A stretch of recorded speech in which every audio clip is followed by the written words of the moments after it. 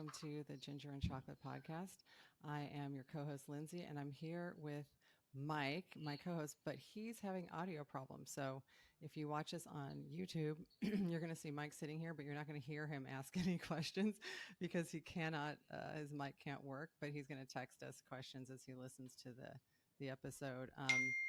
And we are here with friend of the show and recent previous guest, Sue Reynolds. We're talking about her book and more.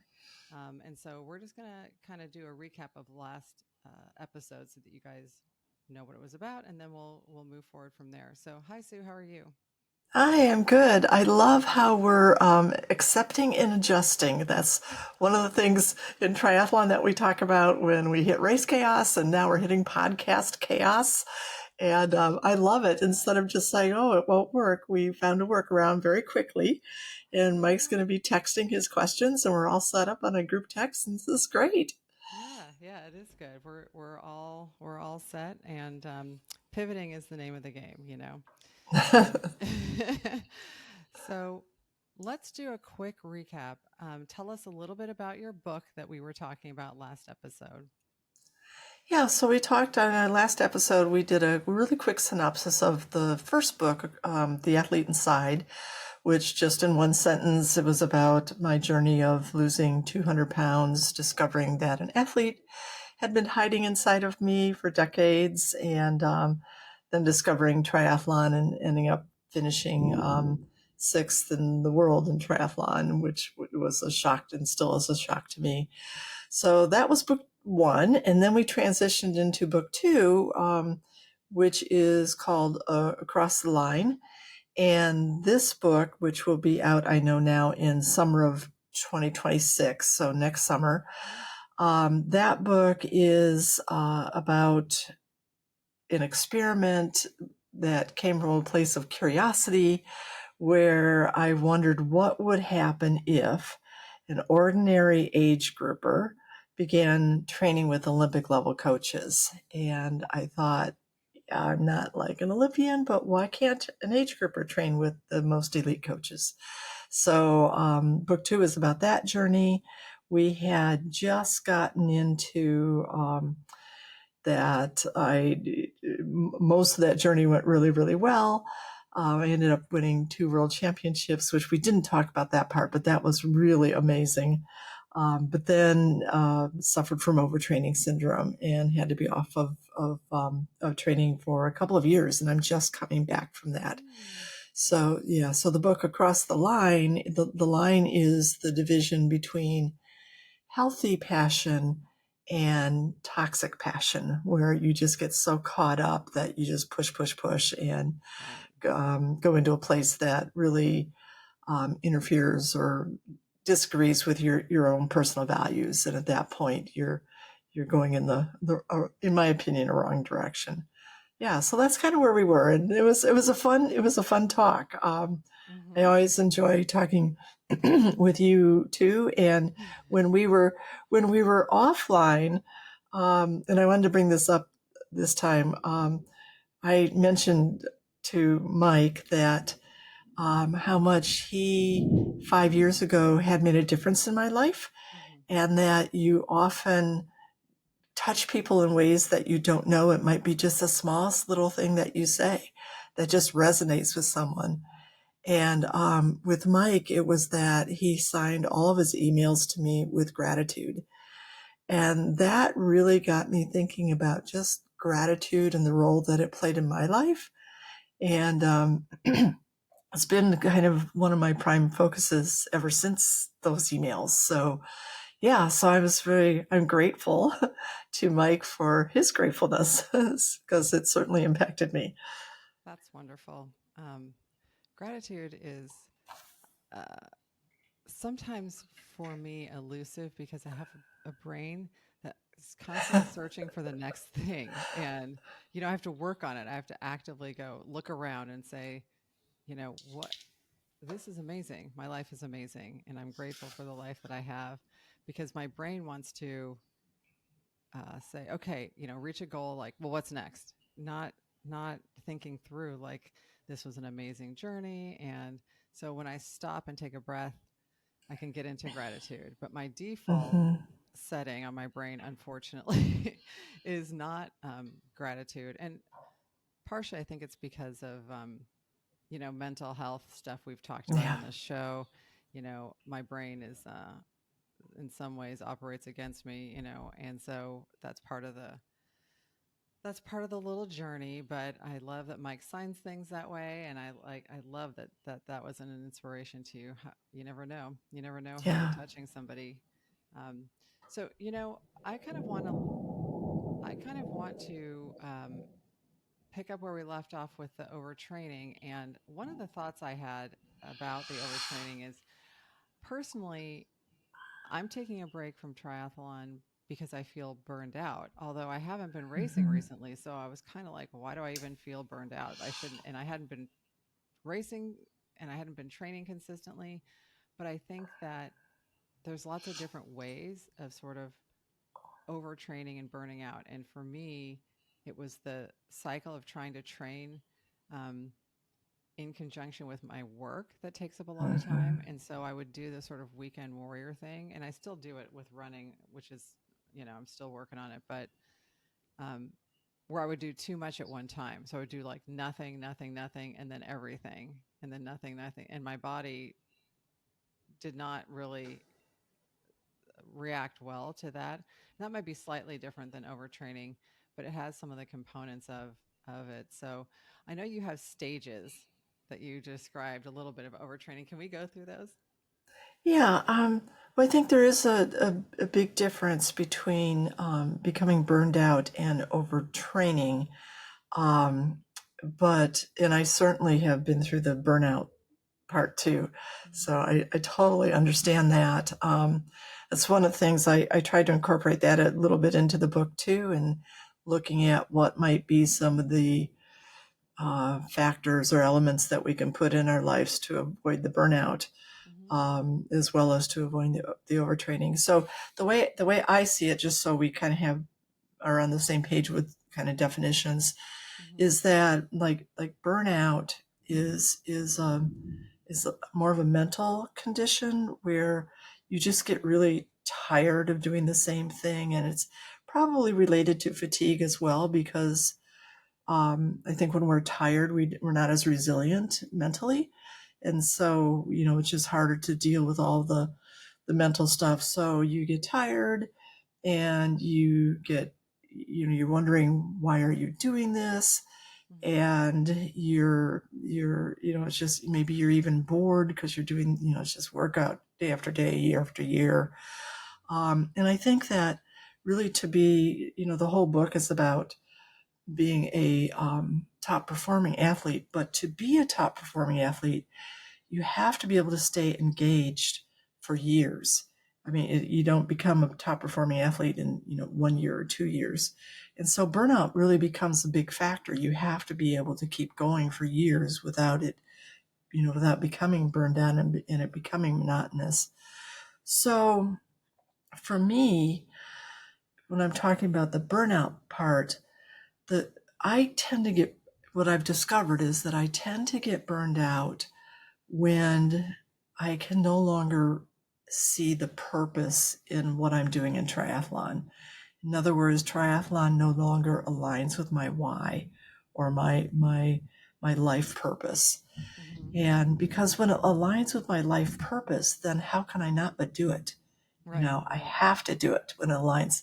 But if my life purpose changes, or if my life purpose or my why for doing triathlon wasn't very strong, then when things start to get boring or monotonous or tiring, it's really easy to go down that road without having the strength to come back, and because you believe so much in your purpose and your why. Mm-hmm. So, but that's kind of more of a mental thing. When I'm thinking about burnout, that's impacted by fatigue. Whereas overtraining syndrome is truly like a medical situation. Mm-hmm. It's when you've become so fatigued that your body no longer responds to rest, Mm-hmm. because your adrenal glands are just all messed up, and the cortisol and stuff and all the hormones that are produced that align with rest and being active just aren't being produced the way they're supposed to.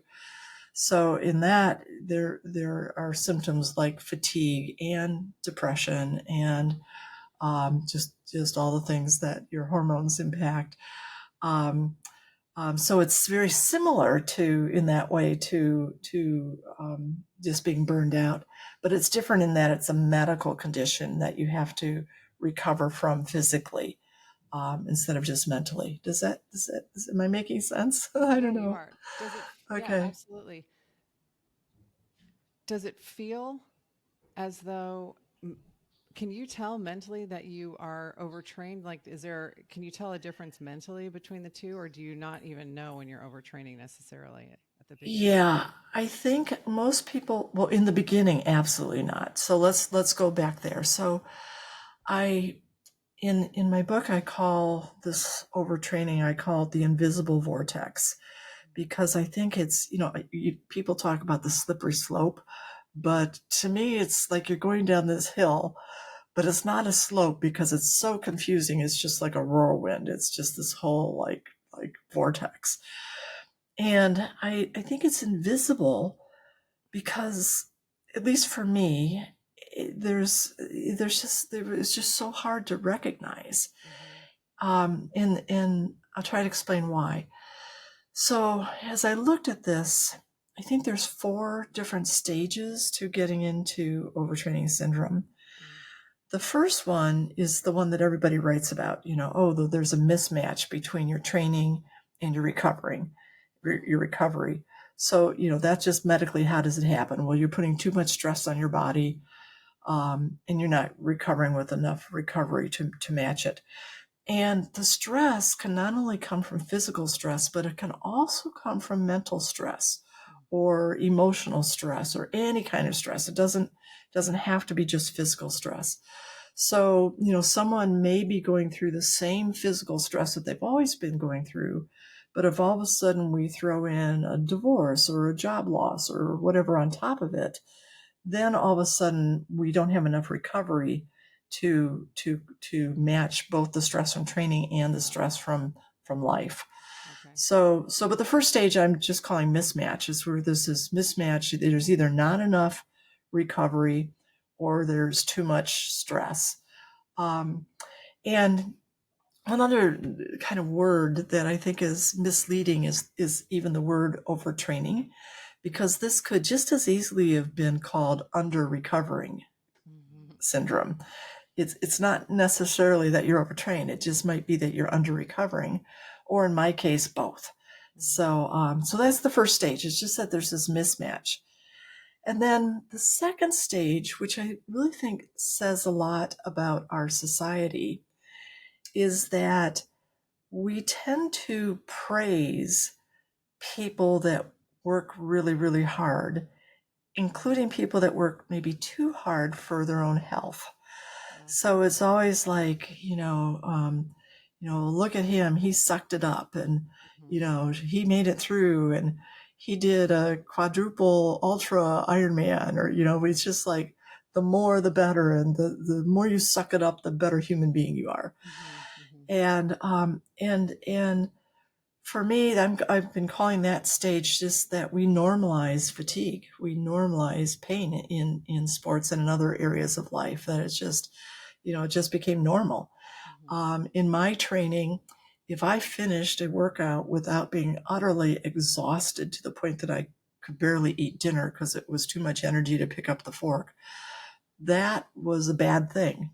It was a good thing to be so exhausted and so, just running on fumes. Or, when there was one run that I did that I passed out in the middle of the run Oh my because God.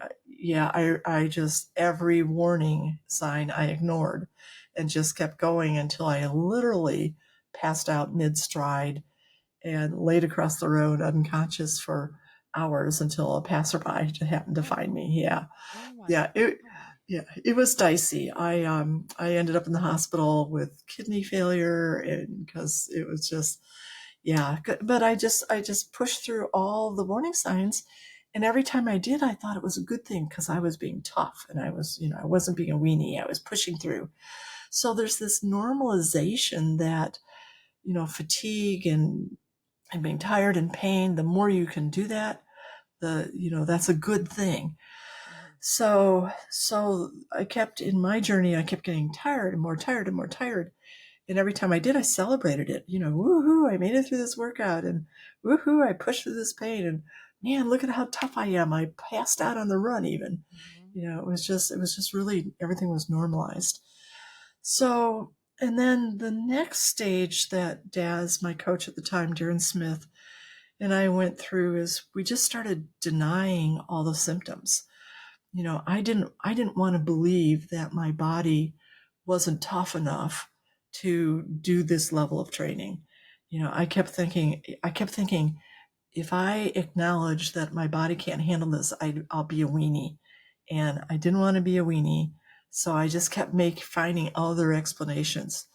For example, in our last podcast, I mentioned that on the bike for an easy ride where I would normally hit 120 watts, I could only do 60 watts, half of that, and it felt like threshold. It did not feel easy. I was like working my rear end off and could only hit 60 watts. But instead of saying, something's wrong here, I decided my power meter was broken. Mm-hmm. And I told Daz, my coach, I can only hit 60 watts, but it felt like threshold. So my power meter must be broken. So every time a symptom showed up, when I started having, crazy sleep, I'd go to sleep for an hour and then my hormones would be all crazy. I'd wake up in an hour and then couldn't get back to sleep. And Mm-hmm. I mean, I started to say it was a nightmare, but it was not. A nightmare would have been preferable to not sleeping. So, but I decided, well, I've been trying to get more sleep at night. Maybe my sleep clock is mixed up. And so I just blew that symptom off. So every symptom that came up, Daz and I found multiple ways to explain it other than overtraining syndrome. Mm-hmm. So, and I probably trained for 4 weeks after I was already overtrained. After already my body was broken, my adrenal gland, everything, glands, they were broken. And we just kept going, making one excuse after another for why it wasn't overtraining. And then finally, Daz pulled me from training. And that was bizarre too, because in my mind, I thought Daz was trying to test me, and I was not going to be the first one to pull me from training. I wasn't going to do it, and it was almost like Daz and I were in a contest to see which one of us would be the first to pull me from training. Mm-hmm. Yeah, it was really. I was not going down a healthy road at that point. Yeah. Yeah, I was just bound determined to see this through, I so I just want wouldn't to be a point out weenie. Yeah. the level of mental fortitude that you have to be able to, ignore all of the symptoms, because it's one thing to say, well, I ignored them, and my coach and I were thinking it was all these excuses, but some of us don't actually possess that level of mental fortitude when it comes to training. I know I don't. Maybe at my job I would, but I could, if I passed out on the road, that would be it. I, you know what I mean? I don't even know that I would run till I passed out. I think I would probably start walking, and then I would, and so I just wanted to acknowledge that you have a very high level of mental fortitude, as well as, your physical talents.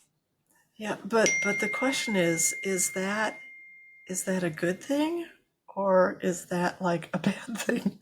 Well, And like most things, it's probably a good thing, used in moderation, yes, right? exactly. Yeah, exactly. So Mike has typed in a question here. Mhm. Yeah, that's a good question. So Mike asks, what do you think the balance is between mental toughness and getting adequate recovery? It seems to be like a tough thing to find. Absolutely. there is that line, and that's really the title of the book, Across the Line. Where is that line?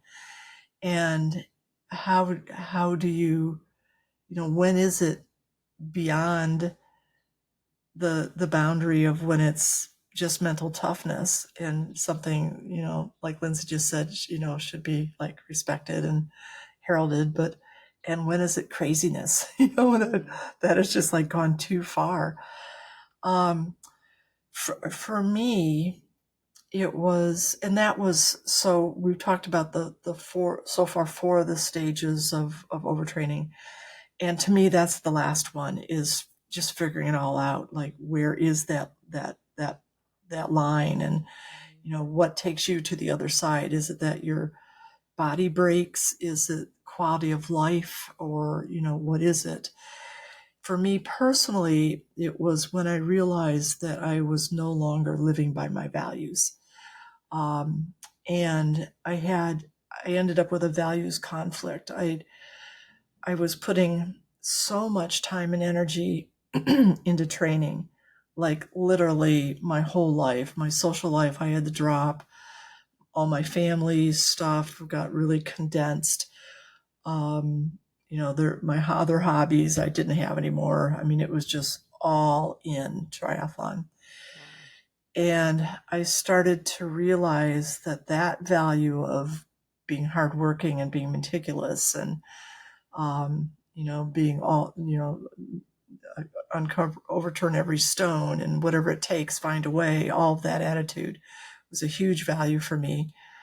But on the other hand, so was my family. And when it got to the point that I was pulling away from spending time with my grandkids or making sure that my visits with my grandkids, worked around my training instead of the other way, then I thought this isn't like for me. So then I had to kind of like pull back and figure out where that was. So to answer your question, I think it's different for every person. For some people, that line might be a physical line. For others, it might be a quality of life line. For me, it was a values line, like where am I no longer living by my personal values. So yeah, and I think it's hard. I think until you get close to that line, you just don't have any real reason to explore it. But when you cross the line, you have a lot of reason to explore it. Yeah. Yeah. So your coach pulled you, and your values were a little bit off kilter, and so you had mentioned that you had to take a couple years off. Is that what you said? I mean, so Yeah. what happened when you got pulled? Did you just stop right then, or how did that work? Yeah. So that is the primary reason why I decided to write Across the Line, because virtually nothing has been written about that.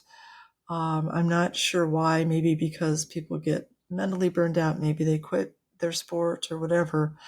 There's a lot written about the symptoms of overtraining syndrome and the cause of it, but there's virtually nothing written about coming back from it, or the mental part of resolving what happened. And there were so many questions in the first part of recovery about, why did I let this happen? Why did I push myself so hard that I physically injured myself? Why did I let my coach push me that hard? Why did my coach push me that hard? So the first couple of months of recovering mentally there's a mental side and a physical side. The mental side was just to talk with my coach and to have us both really do some soul searching about how we got to that point. And thankfully, I'm so appreciative of Daz, because he was willing to stay at the table, even though, I was no longer an athlete who was going to, be on a world podium or whatever. But he was willing to be at the table exploring that with me. And I just really give him a lot of credit, given the level of coaching that he does, that he was willing to stick with a 70-year-old age grouper to figure this all out. So there was that side, and just to go down that road for a minute, we, the, like my questions to Daz were like, why didn't you pull me from training when you said I was tired, when I said I was tired? And, he talked about how as a coach, it's so hard to figure out when someone says they're tired, if they're really tired, or if there's a little bit more that they can push.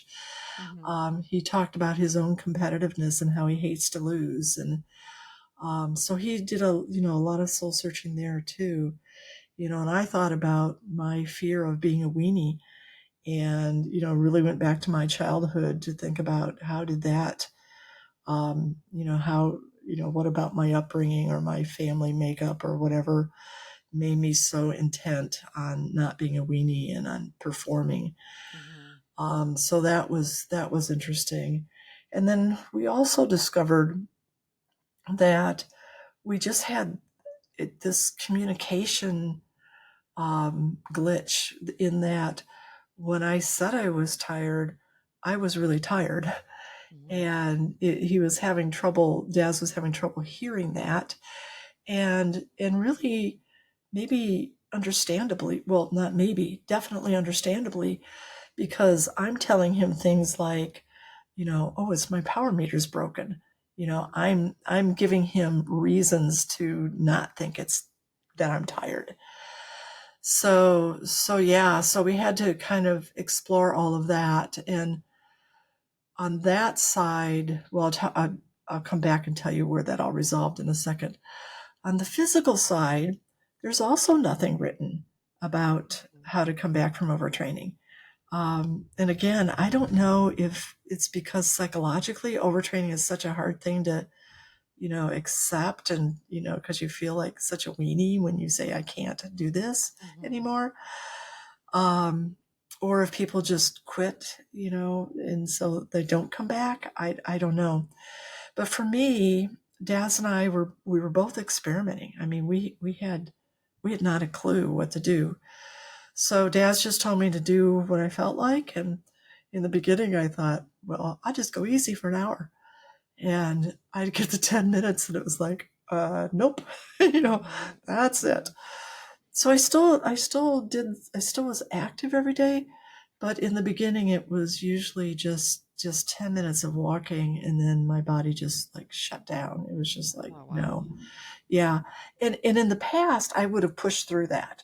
But now I know, okay, you've got to listen to your body. And this is a message to stop. It's not a message, push through. So yeah, so 10 minutes of walking, 10 minutes of easy cycling. I don't think I swam at all in the beginning. If I did, it was just 10 minutes. So yeah, so that went on for a couple of months. And then as Daz and I talked, I finally decided that remote coaching is a wonderful thing. I mean, I really think it is.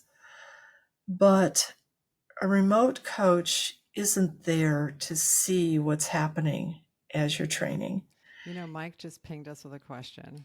Okay. His question was, do you think that virtual aspects, so just what you went right into. Yeah. So his question was, it seems having a virtual coach would make it harder for them to tell when a training plan isn't working. We might be overtrained, injured, etc. Yeah, perfect. Being in person gives us better communication, Mike says, because we can see body language and facial expressions better. Yes. Do you think the virtual aspects was a contributing factor? Absolutely. So, and to complicate that, I liked Daz so much. I was always like excited to see him. And I was just so happy to see him each week when he came on the Zoom that I think that clouded the fact that I was also dying. So I asked Daz, I had listened to one podcast where Bob Bowman who overtrained Michael Phelps, said that he could tell just by looking at Michael if he were overtrained, if he was training too hard. And I'm thinking, if you could tell by looking at Michael Phelps that he was training too hard, then why did he become overtrained? He never would have, if he realized what was happening. I don't think Bob Bowman would have kept it happening. And so I asked Daz, I said, can you tell just by looking at me over Zoom if I'm how fatigued I am? And he thought he could. And I reiterated, even over Zoom, and he said, yeah, he thought he could. But then I thought, I'm not sure about that. And at that point, I decided that virtual training has its limits. I think it works well, very, very well with an age grouper, with an age group coach who's not trying to push that age grouper right to the line of between being injured and not being injured. Right.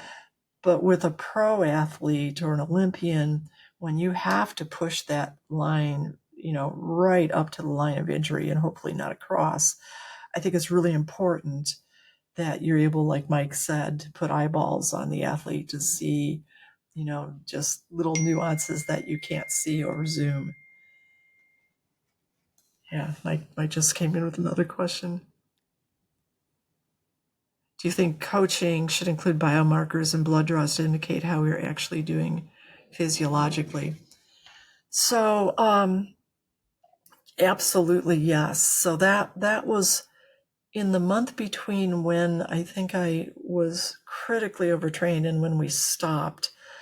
We started pulling those. I started pulling those biomarkers because at the same time, like I'm telling Daz, I'm tired, and he's not like reacting to that. And I'm realizing there's a communication glitch. So I'm thinking, like, how can this be scientific? Something that's objective and not something that's objective, not subjective, like just saying I'm tired is. So yeah, so I started sending him like my morning heart rate, my HRV, just everything I could think of, and we also started like logging certain things like fatigue and moodiness and crankiness and sleep quality. And every day I would rate those 1 through 4 and send them to him. And that was also when I started recovering. That was also how Daz knew not to push me, because one was I'm fine, 4 was this is not good, and then like every single subjective thing, are you cranky? 4, are you moody? 4, are you are you tired? 4, are you sleeping well? 4. I mean, it was 4s all the way across. So yes, I think biomarkers, and I'm not sure about the blood work. I did do so. So in those first few months, I had read that there are other medical conditions that can mimic overtraining, or vice versa. So I wanted to rule out things like low iron and other things that can cause fatigue. So I did do blood work, but there's no one biomarker that indicates overtraining syndrome. The way a doctor diagnoses it is by listening to your symptoms and then ruling out everything else. So when I had been training in Florida, when I finally came back to Indiana and met with my coach or my doctor, I gave him all the blood work, and that was what he did. He ruled out, iron deficiency. I don't know, there were a whole bunch of things that he ruled out. And then he said, yeah, that he thought it was overtraining after ruling everything out. So, but you can't like just do a blood test and say, oh, this is overtraining. You can just say it's not other things. Yeah, that makes sense. So, yeah. I have a friend who I kind of am, during this conversation, I'm wondering if she's not overtrained. She's not a competitive athlete, but she's someone who never, ever, ever takes a rest. She works out Mhm. every single day and has for years.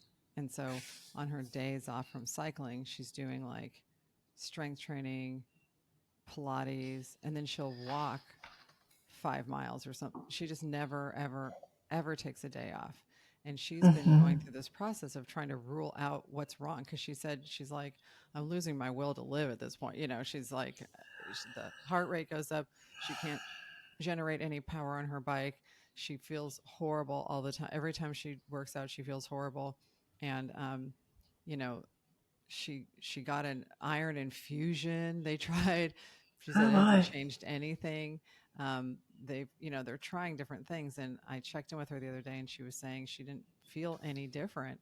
And I just was listening to the symptoms you're talking about. I just wonder if maybe she just overtrained herself by never taking a rest for like an amount of years that's incredible, like a decade.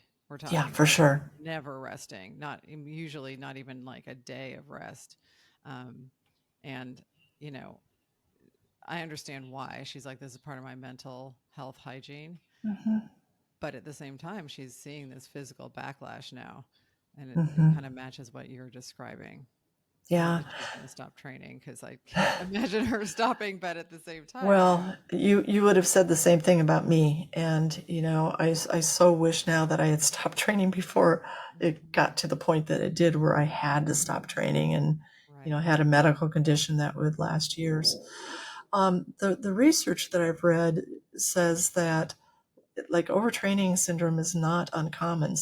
One study of college athletes said that like 60% of them at some point in their career had suffered from overtraining syndrome.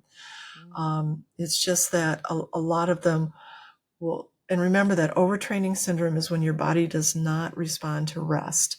So it's not just being fatigued and you take a couple weeks off and then you come back. It's really your body does not respond to that couple weeks off. Mm. But a lot of times, the athletes who are overtrained don't let it go as far as I did, so they're not as cooked as I was. Mhm. So they can take a summer off or a season off or a few months off and come back. I think from what I've read, it sounds like the normal recovery time might take 2 months to 6 months. That was another thing with the diagnosis that my doctor wanted to see that the symptoms had lasted more than 2 months after I stopped training. And then, Oh. if, that was something that was important to him. So yeah, I mean, it could be. I don't think overtraining syndrome is uncommon. So Mhm. it Mhm. could. Mike just texted too that I just read his words again. He said, your explanation of overtraining makes sense because a syndrome is usually defined by a cluster of symptoms with other conditions ruled out. Right. So that's why it's called overtraining syndrome. It's Mhm. a cluster of symptoms and you rule everything else out. And the other thing that was interesting to me is that when my doctor charted this for me, he did not chart it as overtraining syndrome because that's not something that's recognized by everyone in the medical community. Mm. And I've talked with some other people now a few that have been through this, who have told me that their doctors charted it as adrenal fatigue. Ah. My doctor just charted it as fatigue. So, so yeah, but Mike's 100% correct, and I'm glad you pointed that out. That it's a syndrome, and there's a lot of other medical syndromes as well. It's not being a syndrome doesn't make it a bad thing. It just means that there's no one test that you can do to diagnose it. So it's just diagnosed through a cluster of symptoms. Mhm. Yeah, good point. Really good point. So I want to fast forward because I don't want to. I want to leave people knowing what happened at the end before we wrap up the show. So I know you had 2 years kind of off, and then how did you? And I don't want to, they need to read the book to get all of the information, but um, it sounds like you just took 2 years off, and then what happened? Did you start training again? Did you get a coach again? What and how did you decide? Did you just do a short workout and realize you could, you know, your body was okay with it? How did that all work? Yeah. So again, two parts, the mental part and the physical part. The mental part was that I really just wondered, do I need to quit triathlon and just focus on my family? Mhm. But then Gwen Jorgensen has always been my hero and my role model. And I started thinking about, gosh, Gwen has two children, and I think she's a really good mom. And how does she do that? And so I started studying her and other young mothers who are Olympians. And they talked about what I call periodized commitment. So, and that was at certain times of the year, they were prioritized being a mom, and other times of the year, they prioritized training. Or certain days of the week, they prioritize being a mom. I think Gwen does that now. And other days of the week, she prioritizes being her training.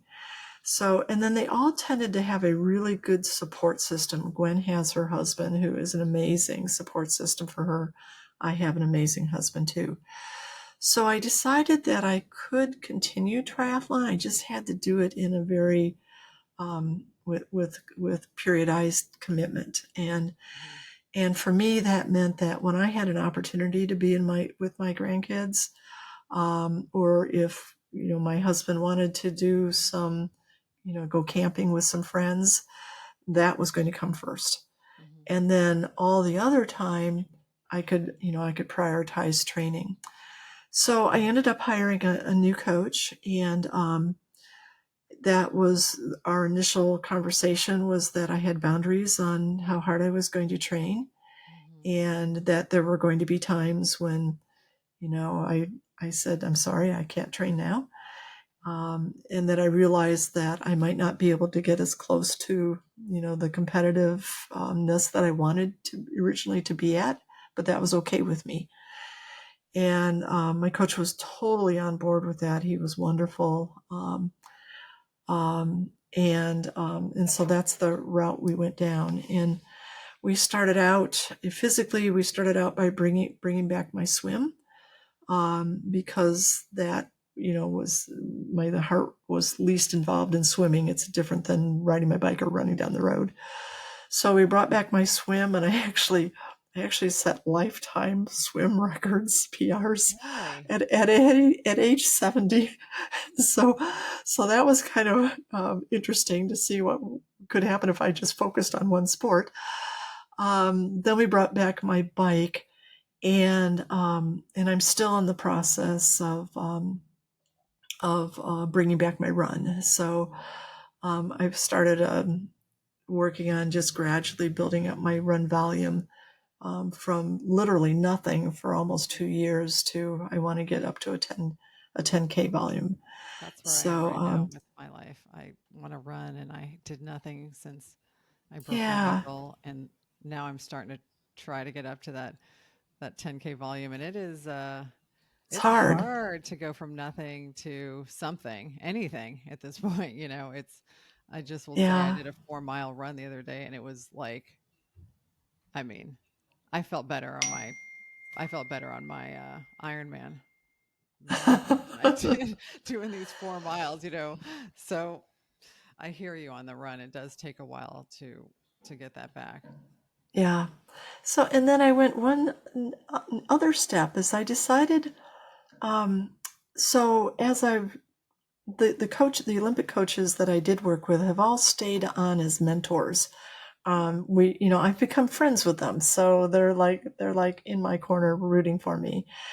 And a lot of them suggested that I look into self-coaching, that they said that, that kind of was my next step in developing as an athlete, as and that after 13 years of doing this, I had but I felt really insecure about writing training plans. I thought, the intellectual, the emotional side, I feel like I'm not too bad on that. Always room for improvement, but not too bad. But I had no idea how to write a training plan. So I thought I'd try AI. So I signed up for an AI system, which was fascinating, because it can, it looks at it like a gazillion data points. And every day it adjusts your training based on how your training the day before went. And, to me, with a data-driven mind, I thought, man, that's, no coach could ever touch that. So I was really excited about it. But, and I know, Mike, where your brain is probably going to, AI cannot watch you either. It does not see when you're smiling. It does not see when your eyes are foggy. And what I found was that AI started to push me too hard for my overtraining recovery state. And so I think for an age group triathlete who isn't trying to push, the very edge, I think training would be wonderful. AI training plus a coach Mm-hmm. to help with the emotional part and the learning part and the alignment with life values and your life purpose. I think that combination would be dynamite.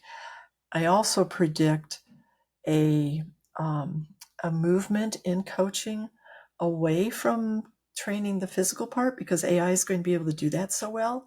Mm-hmm. And I think those coaches that can make the transition into mental coaching and emotional coaching and teaching, I think those coaches are going to thrive in partnership with an AI platform. Yeah, I So think so that's yeah, so that was really interesting too. I think that's true just in general with AI. People say, "Oh, it's going to take my job," but it's like it's not taking, it's just changing because there is always a human component of most, many jobs anyway, that AI is never going to be able to touch. Like you're saying, it's not going to be able to look at you and see, read your how you're doing, your emotions, and but I think you're right. I did do an AI training plan for my 10K, Oh, and so cool. I'm, of course, I'm slacking on the one downside is AI doesn't, for me, the level of commitment to a AI is a little less. I'm like, yeah, I didn't do that. Yeah. Let's recalibrate. I didn't do any of that. So Yeah, and since AI has no emotions, it's fine. yeah, it just recalibrates the whole, it just pushes out the training and just changes what you're doing. So a I, coach definitely helps with that part. I thought it was funny. I asked AI, "Will you take over the role of athletic coaching?" And it said, "No, because I can't see you smile and I can't hold your hand." Oh, that's awesome. I thought that was pretty cute. That's cute. I never knew AI could be cute. Well, now we know it has the ability to be cute, and apparently, the number one country song right now uh, on the charts was written by AI, Oh my gosh. but it can't sing it, So Yeah, yeah, that's true. Yet. right, not without sounding very computer-like. So, okay, are you currently self-coached, or are you still working with a coach? I'm currently self-coached as I continue this recovery. I think I'm going to stay that way until January, and then I'll make some decisions about whether or not I want to go back to AI with a coach, Mhm. or if I just want to go back to traditional coaching. So yeah, and I'm not sure where I'm headed yet. In the back of my mind, one of the race that I was most proud of in my entire life was the Olympic distance world championship. I came in sixth, Mm. and it was only the third time I had ever done an Olympic distance. Wow. So yeah, so I'm really like curious about how I could really fine tune that training and fine tune like the strategy around Olympic distance racing. So I'm thinking about going that route and don't have my eye on any world championships right now. Well, with my overtraining, I haven't qualified for any in 2026. So I'm hoping that maybe do a few Olympic races this summer and then see where life takes me. Mhm, mhm. That's good. I think that sounds like you've got a good handle on the mental aspects of, what you need to do to recover. And we talked about that line between, you know, knowing when to push yourself and knowing when to not push yourself. And, when you were describing what you went through to get to the overtrained state, it's pretty amazing to see how you were actually able to flip that type of thinking and kind of change your perspective because I feel like, you know, some people who have that default of being able to really Yeah, push themselves would probably find it a little challenging to not recover and then just go right back into the same type of activity level. So Hmm. kudos to you for actually getting to that point. Um, okay, we do are going to wrap up soon, but I wanted to hear what little nugget can we get from the end of your book without telling us the end because I want people to read the book. But That's kind of funny because I told my publisher that I can't write the end of the book right now because I haven't lived it. so oh, so awesome.